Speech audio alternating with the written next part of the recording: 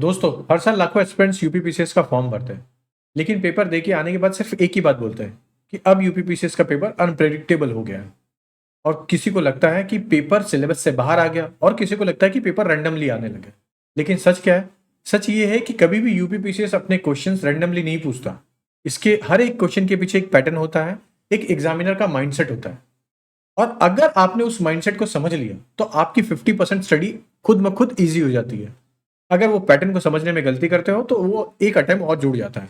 तो आज के इस वीडियो में मैं आपको ये बताऊंगा एक साइंटिफिक मेथड के साथ कि कैसे उसको समझाया और कैसे आपको ये करना है। ठीक है, तो इसी के साथ हम बात करते हैं। सबसे पहली चीज कि रियलिटी चेक करिए कि प्रीलिम्स क्या होता है, ऑब्जेक्टिव है, मेंस क्या है, डिस्क्रिप्टिव है, इंटरव्यू क्या है, एक साक्षात्कार है आपके सामने आ रहा है। 150 क्वेश्चन आ रहे हैं, 200 मार्क्स है प्रीलिम्स में, सबको पता है ये, इसमें तो कोई दिक्कत नहीं है। यूपी स्पेशल जैसे एक सब्जेक्ट को ऐड किया, ये भी पता है।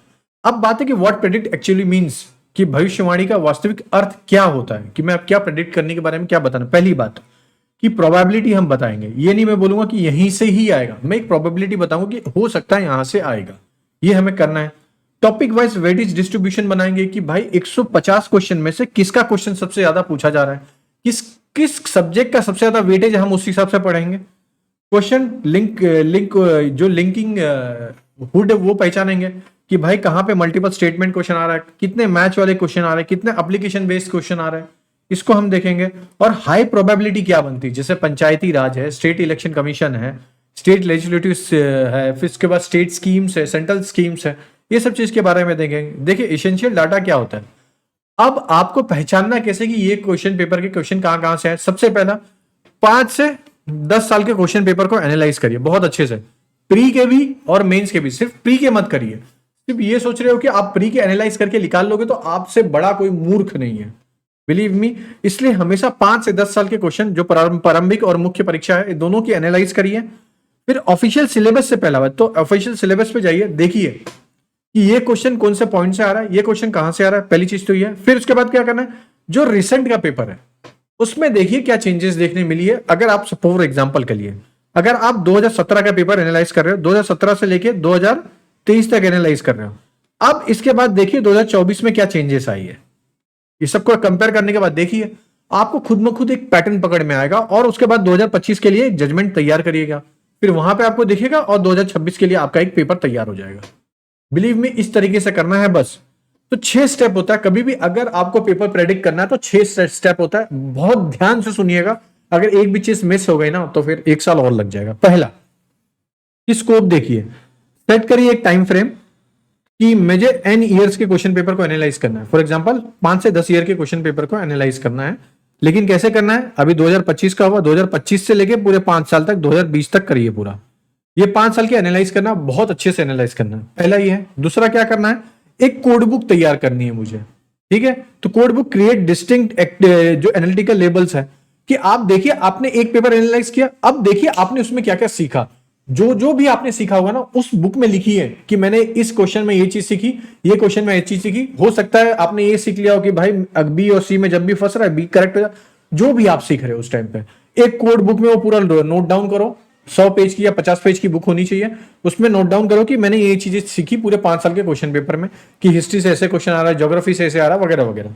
फिर उसके बाद टैग करिए कैटेगरीज को, कि हर एक कैटेगरी डिसाइड करेगी हिस्ट्री कौन सी थी, ज्योग्राफी कौन सी थी, हिस्ट्री में कहां से आया, ज्योग्राफी में कहां से आया, कितने क्वेश्चन आ रहे हैं, कैसे आ रहे हैं, कहां पे एनालिटिकल क्वेश्चन पूछे जा रहे हैं और कहां पे फैक्चुअल क्वेश्चन पूछे जा रहे हैं। तो आप ये सब चीज को टैग करिए। फोर्थ जो सबसे इंपॉर्टेंट है, कंप्यूट करिए, मतलब कैलकुलेट कर लिए फ्रीक्वेंसी कि हर ईयर वाइज कितने, जैसे हिस्ट्री के क्वेश्चन हर साल फिक्स है, पॉलिटी के क्वेश्चन हर साल फिक्स है, करंट अफेयर के हर साल फिक्स है। अब मुझे पता चल गया कि जब ये क्वेश्चन हर साल फिक्स है तो मैं यहीं से पढ़ूंगा। अब यूजुअली सबको इतना ही सोचते हैं, लेकिन थोड़ा डीप में जाइए। हिस्ट्री में कौन से टॉपिक से कितने क्वेश्चन आ रहे हैं, क्या उस टॉपिक से एनालिटिकल क्वेश्चन आ रहे हैं, उस टॉपिक से क्या एनालिटिकल क्वेश्चन आ रहे हैं, कि उस टॉपिक से क्या फैक्ट्स के क्वेश्चन आ रहे हैं। अगर फैक्ट्स के क्वेश्चन आ रहे हैं तो मैं उस टॉपिक को फैक्ट्स में पढ़ूंगा, अगर उस टॉपिक से एनालिटिकल क्वेश्चन आ रहे हैं तो मैं एनालिटिकल वे से पढ़ूंगा, है ना। अगर आप इस तरीके से माइंडसेट करते हो ना तो ये गोल्डन अपॉर्चुनिटी बन के आती है।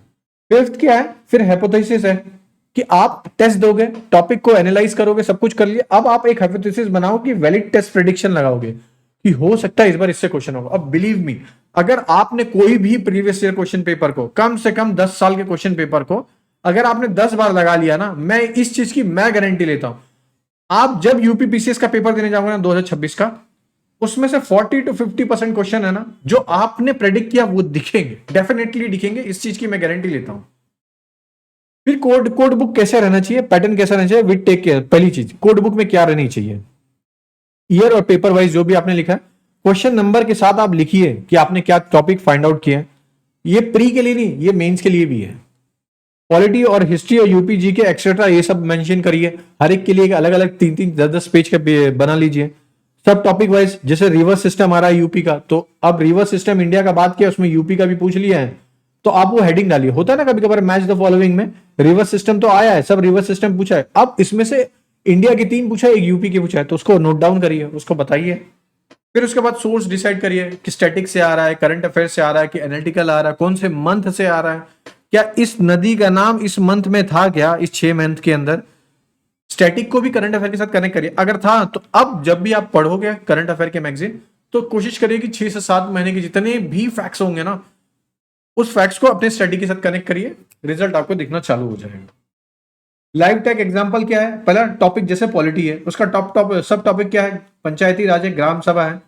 अभी भी मैं पूछ लू ना कि ग्राम सभा में, सपोज जो ग्राम सभा में जा रहा है उसकी एज 25 है, ठीक है, और उसका वोटिंग लिस्ट नहीं बना, वोटिंग लिस्ट में उसका नाम नहीं, उस पर्टिकुलर एनरोल में नहीं है, तो अब बताइए वो ग्राम सभा का मेंबर है कि नहीं है। ऐसे क्वेश्चन पूछ लिया जाता है, तो ये क्वेश्चन समझिए। मल्टीपल स्टेटमेंट वाले क्वेश्चन आते हैं, स्टैटिक जैसे अभी मैंने बताया आपको, तो ये सब चीजें देखिए। ओके, अब पीवाईक्यू को वेटेज और एवरेज फॉर्मूला क्या है, पीवाईक्यू भारत जो भारत औसत सूत्र क्या रहता है पीवाईक्यू का, 2 साल से ना, जो रिसेंट 2 ईयर का ना क्या रहता है कि अगर आपने पेपर अच्छे से देखा है तो 0.6% तो वेटेज रहेगा। 3 साल से पुराने जो पेपर चले जाते हैं उसके 0.4 होता है। मतलब कि अगर आपने पिछले 2 साल के क्वेश्चन पेपर को अच्छे से एनालाइज किया तो नो डाउट है उसके रिपीट होने के चांसेस बहुत ज्यादा रहेंगे एग्जाम में। ये चीजें दिमाग में क्लियर रखिए, और यही होता है कि आपने पिछले 2 साल के, जैसे कि अभी आप 2026 के देने जाने वाले हो, तो 2025 के और 2024 के क्वेश्चन पेपर एकदम मुंह पे रटा हुआ होना चाहिए। इवन मैं तो बोलूंगा 2025, 2024 और 2023, ये 3 साल के क्वेश्चन पेपर ऐसे रटे होने चाहिए कि आप कहीं से भी गलत ना कर पाओ, कोई भी स्कोप ना निकल के। पहली चीज तो ये। हाइपोथेसिस क्या है टेस्टिंग एक्शन का, कि 2010 से और 2017 तक थोड़ा कम चांसेस है, लेकिन 2018 से लेकर 2025 तक अगर आप अच्छे से करते हो तो यहां पे आपको दिखेगा भी आपके अंदर ग्रोथ दिख रही है। कैसे सर, कि हाइपोथेसिस में मान लेता इन्वायरमेंट के क्वेश्चन 2018 में कम थे काफी, धीरे धीरे बढ़ने की चांसेस बढ़ने लगे। क्यों बढ़ने लगे, क्योंकि मुझे ये दिखा कि अब गवर्नमेंट इन्वायरमेंट में ज्यादा इंटरेस्ट ले रही है इन्वेस्ट करने के लिए, तो इसलिए इन्वायरमेंट के क्वेश्चन ज्यादा कर आपको दिखने लग गए। तो ऐसे आपको फाइंड आउट करना हर एक सब्जेक्ट का प्रेडिक्शन क्या है, मैं ये समझा देता हूं, तब भी मैं थोड़ा बहुत तो मैं बता सकता हूं। Based on PYQ pattern allocate your mock patience proportionally, ठीक है। अब 35% मल्टीपल स्टेटमेंट बेस्ड क्वेश्चन आते हैं जिसमें ए बी सी डी हो जाता है, जो कि आपका 52 क्वेश्चन कैरी कर लेता है। फिर उसके बाद क्या, मैच वाला क्वेश्चन आता है लगभग 30 क्वेश्चन, जो कि 20% होता है कि मैचिंग कराने के लिए आता है, ठीक है।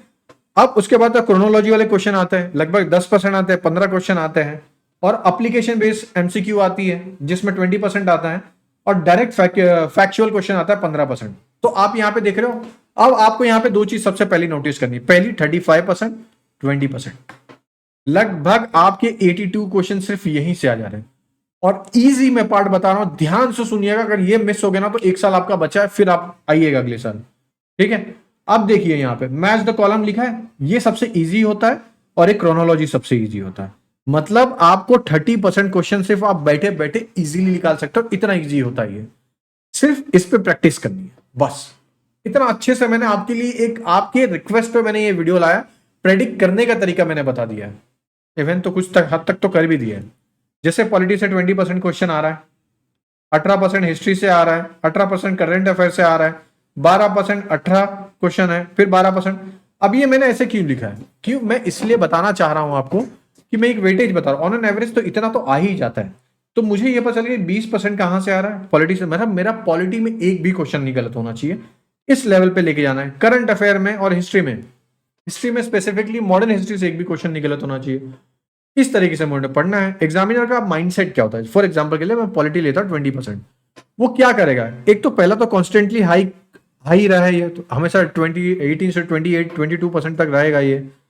फिर यहाँ पे देखना remain a stable core subject, क्या कहां से हर साल क्वेश्चन पूछ रहा है, क्या फंडामेंटल राइट से पूछ रहा है, क्या कॉन्स्टिट्यूशन के कुछ पार्ट से पूछ रहा है कि ये पार्ट्स को मैच द फॉलोइंग लगाने के लिए पूछ रहा है, क्या ये पूछ रहा है कौन से शेड्यूल में क्या मेंशन है। अगर आप ये सब चीजें फाइंड आउट कर रहे हो तो वेल एंड गुड है, बिलीव मी ये सबसे अच्छा सही तरीका भी होता है, आप बहुत अच्छे से प्रिडिक्ट कर पाओगे। सेम चीज हिस्ट्री के साथ भी है, कि आपने पता लगा लिया हाई प्रोबेबिलिटी एरिया कौन सी है, भाई इंडस वैली सिविलाइजेशन से आ रहा है, फिर उसके बाद मुगल एडमिनिस्ट्रेशन के ऊपर से आ रहा, हो सकता है इस बार कम कर दे क्योंकि एनसीईआरटी से वो सब्जेक्ट थोड़ा कम कर दिया गया चैप्टर को। तो इस तरीके से सोचिए, मतलब मैं आपको ये बता रहा हूँ एग्जामिनर के एक बार माइंडसेट से सोचोगे ना तो आपको समझ में आएगा कि हाँ एनसीईआरटी में इस बार ये सब्जेक्ट हटा दी है, हाँ तो इस बार शायद से ये ना पूछे। अगर आप इस तरीके से सोचते हो ना तो एग्जाम के पेपर को समझ भी पाते हो, वरना तो है पूरे साल है। अभी मैंने यहाँ पे पॉलिटी, हिस्ट्री, ज्योग्राफी और इकोनॉमिक्स ये सबके मैंने बड़े अच्छे से आपको लिख लिख के समझाए भी है, ऐसा नहीं कि मैंने नहीं ऐसे हवे हवे में बात कर रहा हूँ, बहुत अच्छे से समझाने की कोशिश किया, पूरा कंटेंट अच्छे से समझाया हूँ। बस आपको क्या करना है, इसको अच्छे से देखना है और पढ़ना है और समझना है और अपने खुद का एक शेड्यूल बनाना है। देखिए मैं इतना ही बोलूंगा, अगर आपने खुद से नहीं किया तो कोई नहीं कर सकता। ओके, प्लीज अगर वीडियो अभी तक अच्छा लगा है तो लाइक शेयर सब्सक्राइब जरूर कर दीजिए। ओके, अब सबसे इंपॉर्टेंट जो पार्ट है कुछ हद तक, जिसमें है प्रेडिक्टिंग करना कि स्पेसिफिक जो इंटरेस्टिंग जो मॉडल्स है वो क्या है, इंटरसेक्टिंग मॉडल है। तो टॉप डाउन मैक्रो मेथड क्या है, allocate your weekly study hours directly, कि अब मैंने आपको बता दिया इतने इतने परसेंट क्वेश्चन आ रहे हैं, अब उस परसेंट क्वेश्चन को आप डिवाइड कर लीजिए अपनी स्टडी के हिसाब से, है ना, कि 20% से ज्यादा पॉलिटी का तो मैं पॉलिटी को ज्यादा टाइम दूंगा, हिस्ट्री को मैं ज्यादा टाइम दूंगा, करंट अफेयर को मैं ज्यादा टाइम दूंगा।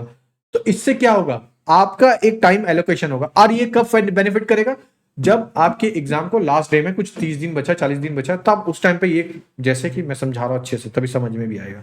प्लीज ध्यान से सुनिएगा, बिलीव मी एग्जाम निकालने का एकदम निचोड़ बता रहा हूं, एकदम कोर तक लेके जा रहा हूं। जैसे पॉलिटी है 20% है, 18 अब ये 3 सब्जेक्ट दिख रहे हैं ना, लास्ट की 1 महीने में आपको ये 3 सब्जेक्ट का कम से कम 20 से 25 बार रिवीजन कर लेना। फिर उसके बाद 12 ये है तो 12 इसके कर लीजिए और 10% इसके। अगर आप इस तरीके से करते हो, ये 3 के आपने 20 बार रिवीजन कर लिए, बाकी ये 2 के आपने 10 बार और ये 2 के आपने 10 बार, एग्जाम आराम से निकलता है। रिवीजन आपको लग रहा है कि मैं बहुत ज्यादा रिवीजन बता रहा हूं, बहुत इजी रिवीजन बता रहा हूं, ठीक है, तो प्रेडिक्ट भी कर पाओगे और पीवाईक्यू को साइड बाय साइड चलाते रहेंगे। ठीक है, तो प्रैक्टिस क्या होनी चाहिए, हमारा वीकली रूटीन क्या होना चाहिए। पहली चीज है कि पॉलिटी रिवाइज करिए 30 एमसीक्यू के साथ, हर वीक में डिसाइड करिए कि मैं पॉलिटी को एमसीक्यू दूंगा और मेन से कुछ क्वेश्चंस लिखूंगा। सेम चीज हिस्ट्री, करंट अफेयर, यूपी और उसके बाद इन्वायरमेंट, तो ये सबके आप एक एक दिन फिक्स कर लीजिए, इस दिन मैं सबके एमसीक्यू भी दूंगा और मेंस के क्वेश्चन भी लगाऊंगा। ये सैटरडे और संडे ये सबसे इंपॉर्टेंट दिन रहता है, बिलीव मी।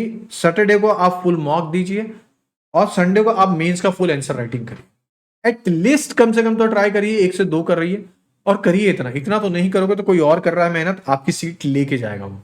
मॉक टारगेट और एग्जाम डेट ट्रिक्स जो रूल्स है, सबसे पहली चीज है सेफ जोन क्या है, सबको पता है 115 से 120 है, मतलब 100 क्वेश्चन के आसपास रहेगा, 90 से 100 क्वेश्चन के आसपास रहता है।